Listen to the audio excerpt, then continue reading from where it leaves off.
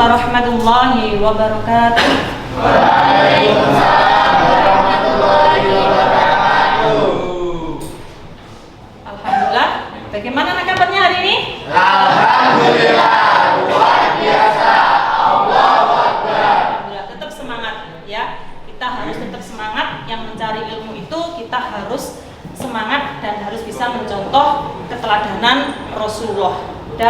Hari ini tetap materi kita lanjutkan tentang meneladani perjuangan dakwah Rasulullah di Madinah. Kemarin kita sudah membahas bagaimana faktor-faktor Rasulullah untuk melakukan hijrah, ya kan? Untuk melakukan hijrah dari Mekah ke Madinah. Nah, kita ingat-ingat pelajaran kemarin kalau di Mekah itu dakwahnya Rasulullah kurang lebih berapa tahun anak-anak? 4. Nabi berapa tahun? Di Mekah 13 tahun. 13 tahun perjuangannya Rasulullah di Mekah. Nah, setelah itu Rasulullah berhijrah atau melakukan dakwah di Madinah. Ini di Madinah kira-kira berapa tahun anak-anak di Madinah? 5 tahun. 10 tahun. Yang lebih 10 tahun. Nah, di sini ada beberapa KD ya, pembelajaran, tujuan pembelajaran yang harus kalian pahami. Yang pertama yaitu meneladani perjuangan Nabi Muhammad SAW di Madinah. Yang pertama, peserta didik mampu menyimpulkan substansi dan strategi. Nah ini, mampu menyimpulkan substansi dan strategi keberhasilan dakwah Nabi Muhammad SAW. Substansi. Yang kedua, peserta didik mampu menunjukkan beberapa contoh keberhasilan Nabi di Madinah. Nanti kalian saya suruh untuk membuat contoh-contoh apa saja keberhasilan Nabi di Madinah itu. Yang ketiga, ini peserta didik mampu untuk mendemonstrasikan. Nah, ini berarti hubungannya sama diskusi ya. Mampu mendemonstrasikan keberhasilan dakwah Nabi dengan cara bermain peran secara kelompok. Nah, ini nanti kalau sudah berakhir materi yang sudah kita telaah bersama-sama. Oke, saya lanjut. Nah ini substansi. Nah ini Nabi Muhammad SAW di Madinah itu pun juga menyebarkan ajaran Islam. Nah, di antaranya yaitu substansi. Nah ini substansi. Substansi itu apa Nana?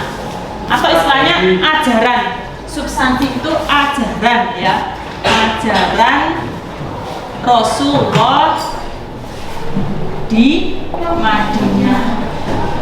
Kira-kira apa saja yang kemarin Bu Ula sampaikan? Substansi ajaran Rasulullah di Madinah. Yang pertama, persaudaraan antara kaum Ansar dan Muhajirin. Oke, membina persaudaraan. Yang pertama ya, membina persaudaraan antara kaum Ansor dan Muhajirin. Nih. Nah, coba siapa yang paham apa itu kaum Ansor anak-anak? Nah, kaum Ansor itu kaum penduduk asli Madinah yang menolong kaum Muhajirin. Nah, kira-kira kaum Muhajirin bagaimana? Mendatang. Nah, kaum Muhajirin itu yaitu kaum pendatang dari Mekah ke Madinah. Nah, ditolong sama kaum Ansor. Dan ini Rasulullah inginnya untuk mempersaudarakan, untuk mempererat antara kaum Ansor dan kaum Muhajirin. Intinya Rasulullah di Madinah ini untuk dakwahnya itu bisa menyebar secara luas, damai, rukun, tanpa ada cekcok, tanpa ada pertikaian. Nanti kalau damai, rukun, ya sama-sama tujuan, visi misi, nah insya Allah dakwahnya Rasulullah ini akan berhasil. Begitu pula kalian ini, kalian juga seperti itu. Kalau di sekolahan kalian semangat, kalian punya niat, ya itu insya Allah tujuan dan cita-cita kalian juga akan berhasil. Kalau kalian itu males-malesan di rumah, tidak mau untuk sekolah, alasannya bangkong, alasannya ban bocor, alasannya dan lain sebagainya. Nah itu pun juga nanti perjuangan kalian dalam menuntut ilmu juga akan sia-sia. Makanya ini perjuangan Rasulullah itu bagaimana harus kita teladani, harus kita contoh, semangatnya sangat luar biasa ya Nana ya.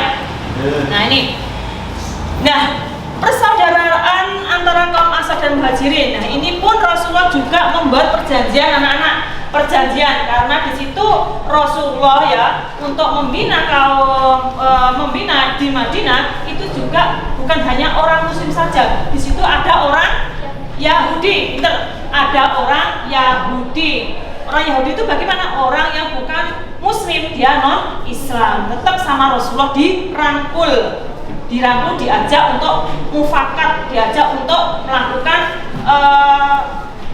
melakukan itu tadi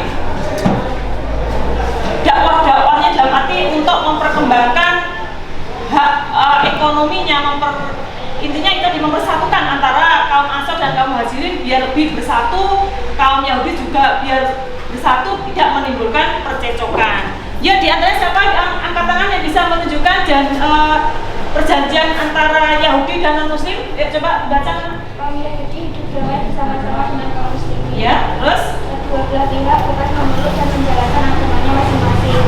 Kaum Muslimin dan kaum Yahudi wajib tolong menolong dalam melawan siapa saja yang memerangi mereka. Oke, tiga saja ya. Dan banyak contohnya ya. Nah, intinya kaum Yahudi ya, intinya Rasulullah yang pertama itu bebas, siapa saja yang mau agama silakan, yang tidak mengganggu agama orang lain. Dan diajarkan kaum Yahudi juga saling tolong menolong antara sesama. Jadi Rasulullah tidak memilih kaum Muslim saja, tapi juga merangkul kaum Yahudi biar saling menghormati, saling toleransi, saling menghargai antara sesama. Nah, inilah upaya-upaya Rasulullah untuk melakukan persaudaraan, gitu ya. Terus selain itu substansi yang kedua apa ya? Membentuk masyarakat. Nah, membentuk masyarakat yang berlandaskan ajaran Islam. Nah, di antaranya Rasul juga membentuk masyarakat yang berlandaskan ajaran Islam. Yang pertama ajarannya apa enggak? Ya, apa? Kebebasan beragama. Jadi Rasul juga kita bebas melakukan agama yang penting tidak mengganggu agama orang lain. Yang kedua, nah, Rasulullah pun juga mengajarkan bagaimana tata cara sholat 5 waktu, bagaimana sholat Jumat, bagaimana melaksanakan zakat, puasa. Nah, intinya yang terdapat dalam rukun Islam. Itu ya. Terus yang ketiga, apa kira-kira substansinya? Nah, Rasulullah juga mengajarkan prinsip kemanusiaan. Nah, prinsip-prinsip kemanusiaan ini, ya ini dicontohkan pada saat Rasulullah melaksanakan khutbah terakhir, ya melaksanakan haji wada, haji terakhir, itu ya. Di antaranya apa saja khutbahnya? Yuk, dan dalam buku modul agama khutbahnya. Ya, ini harus saling menghormati, tidak boleh membunuh, ya, tidak boleh merasa dendam pada orang kafir. Maksudnya orang kafir, walaupun orang Muslim ya sudah merasakan menang, tetap orang Muslim tetap harus bisa menjaga toleransinya, tidak boleh punya rasa dendam, rasa iri. Dulunya orang kafir Quraisy membunuh orang Muslim, terus punya rasa dendam, sekarang menang, makanya kita harus membunuh, harus rasa dendam, itu tidak boleh, harus saling memaafkan. Intinya seperti itu, ya. Banyak sekali ya prinsip-prinsip kemanusiaan. Nah, yang keempat apa tadi? Nggak apa-apa, udah tambah itu, nggak apa-apa. Ya, mengajarkan pendidikan ekonomi sosial. Mengajarkan pendidikan politik ya Mbak, politik Ekonomi dan sosial. ya, ekonomi dan sosial. Nah, Rasulullah pun juga mengajarkan bagaimana pendidikan itu sangatlah penting, harus kita cari, harus kita lakukan. Selain itu juga Rasulullah pendidikan masalah politik. Nah, ini bagaimanapun Rasulullah juga untuk memperjuangkan, memperluaskan dakwahnya, juga Rasulullah melakukan hal politik atau strategi. Itu kan sama ya, politik atau strategi. Coba masih ingat dulu strateginya dakwah Rasulullah di Mekah dulu. Yang kedua kan ya, secara sembunyi-sembunyi dan politik Rasulullah. Biar tidak, kalau secara sembunyi-sembunyi kira-kira dia tidak menimbulkan apa? Ya prasangka, tidak menimbulkan emosi, dia tidak marah kafir Quraisynya itu ya. Terus yang kedua dakwah secara terang-terangan, karena ini adalah termasuk perintahnya Allah, bagaimanapun dakwahnya harus secara terang-terang biar lebih luas. Nah begitu dulu ceritanya dakwah Rasul di Mekah.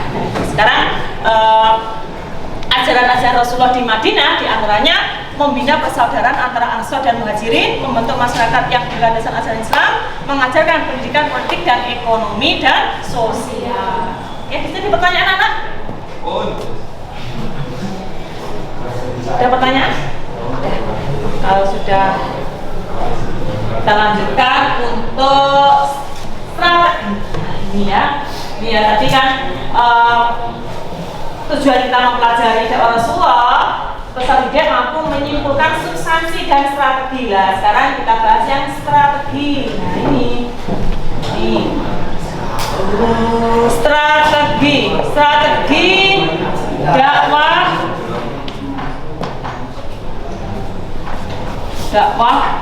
Rasulullah di Madinah. Yuk coba dibuka buku modulnya. Kira-kira strategi dakwah Rasulullah di Madinah apa saja? Yuk. Loh tidak, itu tadi kan di Mekah. Nggak dibaca.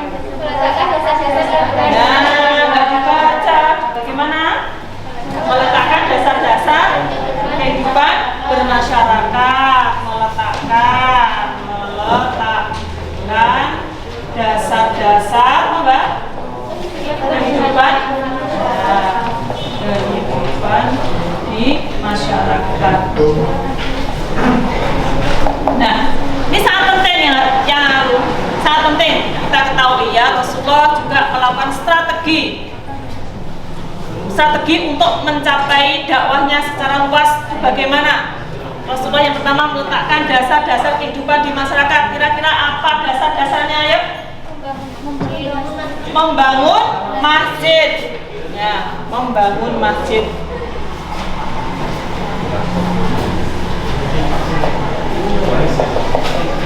Coba siapa yang tahu alasannya Rasulullah pertama untuk membangun masjid ini untuk apa? Selain untuk ibadah, untuk apa? Pendidikan, betul. Selain itu? Gimana? Mempersatukan kaum muslimin agar memiliki jiwa yang kuat. Ya, mempersatukan kaum muslimin agar memiliki jiwa yang kuat.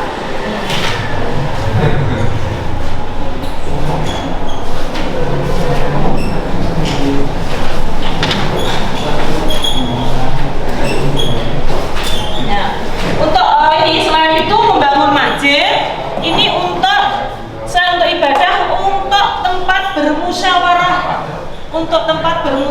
Jadi kalau ada wahyu dari Allah, kalau ada sesuatu hal dari Rasulullah bisa dimusyawarahkan di tempat di masjid tersebut. Selain itu juga kalau ada kunjungan dari bangsa-bangsa lain ya atau negara-negara lain bisa ditempatkan di masjid. Jadi masjidnya ini multifungsi ya, selain untuk ibadah juga untuk musyawarah, juga untuk tempat kunjungan dari beberapa negara-negara yang lain untuk memusyawarahkan kemajuan dakwah Rasulullah di Madinah.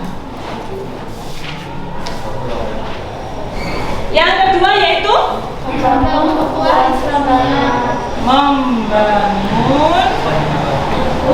ukhuwah Islamiyah. Nah, tadi Bula sudah menjelaskan anak-anak ya, membangun ukhuwah Islamiyah berarti membangun persaudaraan orang muslim.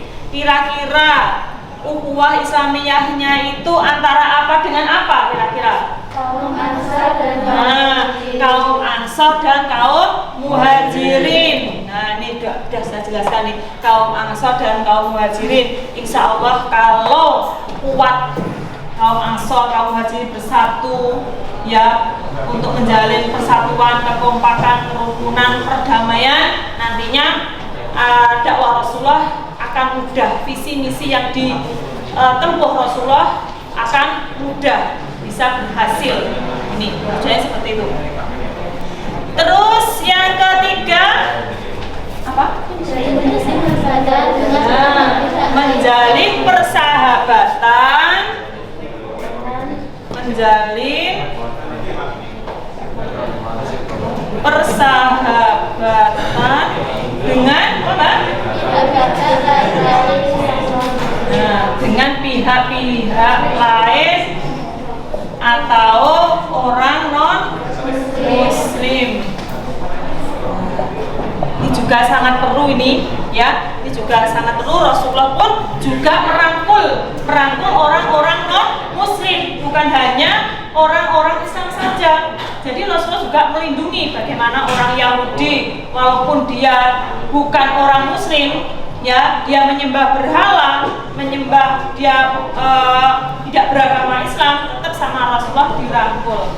Nah, dengan adanya seperti ini pun juga akan memperluas untuk dakwahnya Rasul di Madinah. Jadi substansi ajaran apa ya, ajaran-ajaran Rasulullah, baik itu substansi maupun strategi, ini sangatlah penting sekali untuk kita contoh. Dan untuk hari ini tugas yang harus kalian laksanakan ya, kalian saya suruh untuk membuat kelompok ya, untuk membuat kelompok, dan insya Allah untuk minggu besok ini Rabu itu bisa mendemonstrasikan, dalam arti kalian bisa maju untuk untuk bisa membahas tentang keberhasilan dakwah Nabi dengan cara apa saja. Nah, itu di antaranya selain strategi ini juga Rasulullah melaksanakan yang namanya peperangan. Sebagaimana dengan melihat situasi dan kondisi di Mekah, di Madinah itu merasa mati agama luasnya, pendidikannya sudah menjadi baik, kerukunannya ya, kemasyarakatannya. Dan ini membuat orang kafir Quraisy itu merasa iri, merasa sakit hati, iri. Kenapa kok iri? Pemikirannya orang kafir Quraisy ini nanti kalau orang Madinah menang, bisa menguasai, nantinya kita akan kalah, dan nantinya Nabi Muhammad juga akan menguasai Mekah. Nah, itu timbul orang Quraisy curiga seperti itu. Itu memang timbul rasa sifat kesetanan. Ya, sifat setan itu rasa iri, rasa wedi, takut nanti kalau Rasulullah menang nanti kita akan jadi kalah. Nah, ini bagaimanapun orang Madinah, Mekah itu punya strategi juga, dia melakukan peperangan, nggak terima kalau orang Islam itu di wilayah Madinah itu menjadi meluas, jadi menang. Itu. Jadi intinya orang-orang Quraisy itu juga melawan orang-orang Madinah. Ini dengan seperti itu Rasulullah pun juga melakukan strategi. Selain strategi ini, Rasulullah juga melakukan strategi peperangan. Strategi peperangan yang dilakukan oleh Rasulullah di antaranya perang apa saja? Perang Badar, terus perang Uhud, perang Khandaq atau perang Azab, terus perang Hunain, perang Tabuk. Nah, di antara sebenarnya peperangan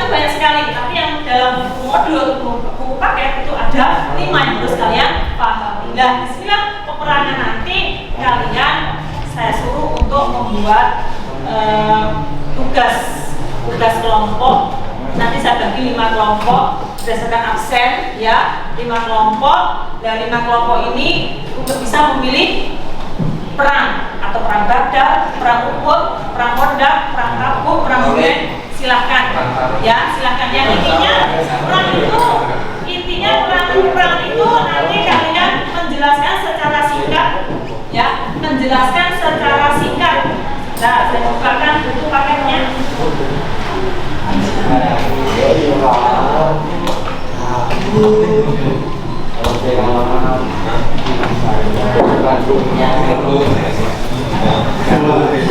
Nanti kalian sudah kompak dengan kelompok-kelompok kalian. Umpamanya kelompok A perang badar, umpamanya kelompok sini ya, kelompok 1 ya, kelompok 1 perang badar. Nanti kalian juga menjelaskan secara singkat perang badar itu yang bagaimana ya, terus hikmah-hikmahnya apa saja.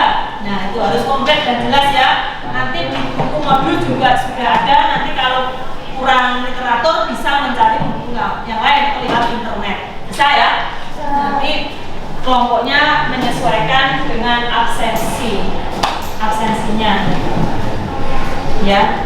Absensi ini siswanya ada 45, nanti dibagi menjadi 5 kelompok ya. Nanti ketua kelas yang membaginya bagaimana. Ini masih ada waktu 1 hari. Untuk hari Selasa, hari Rabunya kita presentasi dan maju untuk mendemonstrasikan tugas kalian, pekerjaan kalian 1 anak saja. Itu ya. Ada pertanyaan dari sini? Tidak, Bu. Ya, alhamdulillah. Jika tidak ada, untuk materi hari ini kita akhiri. Semoga apa yang kita laksanakan, kita pelajari ini bisa bermanfaat dan barokah. Amin.